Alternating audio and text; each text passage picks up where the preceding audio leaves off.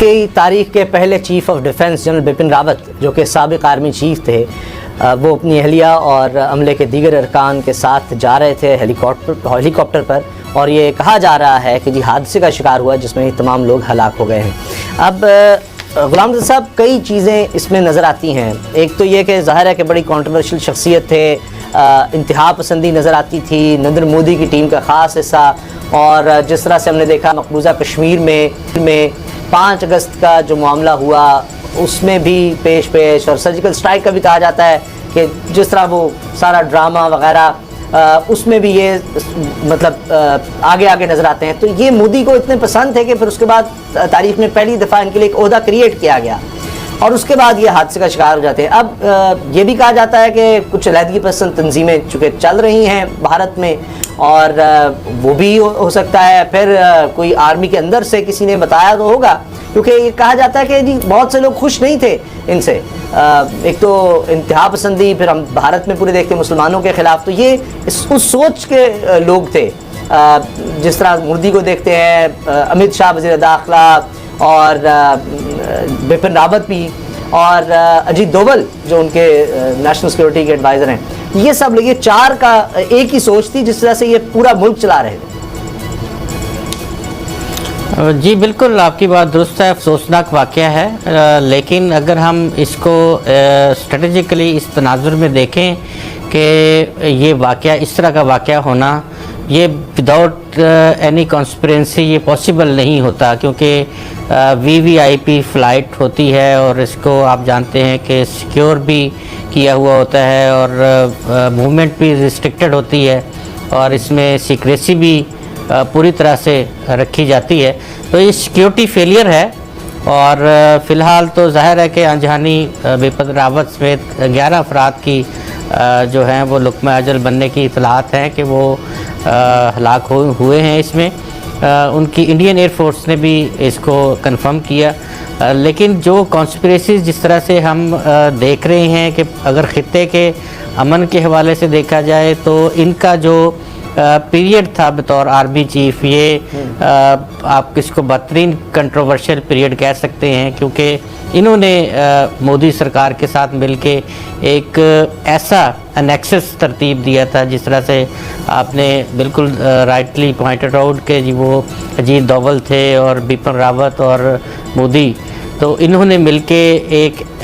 جو ایک کالا چہرہ تھا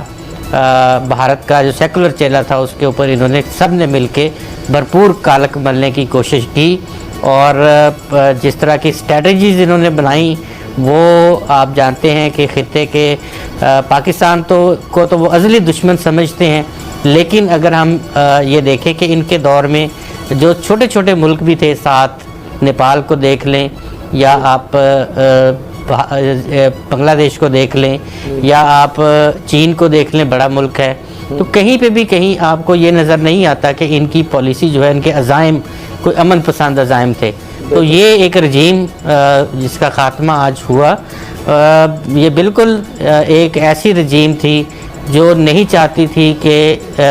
پورے خطے میں امن ہو اور پاکستان کے اندر استحکام ہو۔ افغانستان کے اندر جو پالیسیز بنائی گئیں وہ انہی کی پالیسیز بنی ہوئی تھیں، بپن راوت کی اور اجیت دوول کی اور مودی سرکار کی۔ تو یہ ساری چیزیں یہ تقاضا کرتی ہیں کہ کیونکہ جب ان کے لیے اسپیشل ایک عہدہ ترتیب دیا گیا، حالانکہ کانگریس نے اور دیگر سیاسی جماعتوں نے یہ بالکل برملا کہا تھا کہ یہ ایک انیکسس ہے مودی سرکار کا اور بپن راوت کا، جو پاکستان کے ساتھ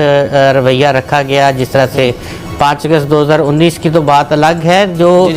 مختلف واقعات ہوئے، جس میں آپ جانتے ہیں کہ کشمیر کے اندر واقعات بھی شامل ہیں، اور دیگر کئی ایسے دہشت گردی کے واقعات وہاں پہ ہوئے، لیکن اس کو جوڑ دیا گیا پاکستان کے ساتھ، جبکہ پاکستان کا کوئی دور سے بھی واسطہ نہیں تھا ایسے کسی معاملے کے ساتھ۔ اور یہ تمام چیزیں جب اس طرح سے کھٹی کی جا رہی ہیں تو وہاں پہ فورسز میں بھی یہ بے چینی پائی جاتی تھی کہ یہ ان کو ان سب کے اوپر بٹھا دیا گیا ہے۔ ریٹائرمنٹ ہونے کے بعد پہلے تو ان کو وداؤٹ ریٹائرمنٹ ان کو फर्दर एक्सटेंशन देने की बात की जा रही थी, लेकिन बाद अज़ां इनको चीफ ऑफ डिफेंस स्टाफ जो है वो बना दिया गया। बहुत सी तमाम पॉलिसीज में नाकामी लोगों को नजर एक आती है, प्राइवेट बंदे को रिपोर्ट करना पड़ता है। बहुत सी पॉलिसी में अब लद्दाख का जिस तरह से वाकया हुआ, वहाँ पर जाहिर है कि इनको हज़ारों फौजी लगाने पड़े हैं, वहाँ भी उनकी फ़ौज खुश नहीं होती कि इतनी सर्दी है, इतने अरसे से मामला चीन के साथ वो नहीं हल हो पा रहा, वहाँ पर इनको मोबिलाइजेशन करनी पड़ी है। जो मौजूदा आर्मी चीफ है वो भी इस पर खुश नहीं है कि किस तरह की इन्होंने पॉलिसी बनाई है कि हमें इन मसाइल में शिकार कर दिया है, स्ट्रेच करना पड़ा है। कभी नागालैंड में आप देखें वहाँ पर किस तरह से 15-20 लोग अभी मारे गए, वहाँ भी लगी पसंद तहरीक चल रही है, उसके बाद वहाँ पर फौज की गाड़ी को आग लगा दी गई। ये भी तमिलनाडु का इलाका है, यहाँ भी कहा जाता है कि जी शोरिश अब मुख्तलिफ इलाके हैं, तो उसमें जिस तरह की पॉलिसी ये लेकर आए थे। अच्छा, अफसोस की बात ये बाबर साहब के हादसा है और लोग भी इसमें थे, इनकी अहलिया भी थी जो हलाक हो गए सब, लेकिन अब जब बंदा चला जाता है तो उसको देखिए क्या लेगेसी क्या है। एक तो ये जो हम देख रहे हैं मनाजर, कोई एक्सपर्ट तो नहीं है लेकिन क्रैश कोई कुछ कह रहा क्योंकि अब भारत का एतबार भी कौन करे, जो उनकी क्रेडिबिलिटी है सारी दुनिया के सामने है। कभी सर्जिकल स्ट्राइक का ड्रामा, कभी कुछ, कोई भी दुनिया में उनकी बात मानने को तैयार नहीं होता। तो इंडिपेंडेंट ऑब्जर्वर हो तो पता लगे। अब ये शायद पता भी ना लग सके कि हादसा था, कैसे हुआ, क्योंकि वो तो बिल्कुल तबाही नजर आ रही है। तो क्रैश लैंड ही नहीं कि हेलीकॉप्टर आहिस्ता से कोई नीचे आया हो, ये तो ऐसे जैसे बिल्कुल वो राख बन गया। उसामा साहब, इस तरह के जो हादसा होते हैं उनकी कभी कोई रिपोर्ट नहीं सामने आती होती,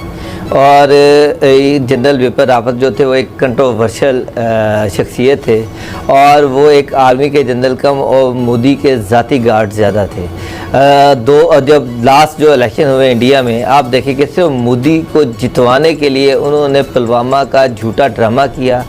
अपने फ़ौजी मरवा दिए, खुद अपने फ़ौजी मरवाए। पाकिस्तान कोई ऐसा इंसिडेंट नहीं हुआ, अपने फ़ौजी मरवाए। उसके बाद एक जाली सर्जिकल स्ट्राइक करवाई गई पाकिस्तान में, जनाब इंडियन जो फ़ौज है वो पाकिस्तान के अंदर घुस गई, और ये सारी चीज़ें और दुनिया में शोर मचाया गया, और पूरे इंडिया में एक प्रोपेगेंडा किया गया। और उसकी बुनियाद पर मोदी जो थे वो उस वक्त तक उनकी कोई परफॉर्मेंस नहीं थी, लेकिन बिपिन रावत ने जाली सर्जिकल स्ट्राइक करवाई और उससे मोदी को इलेक्शन जितवाया।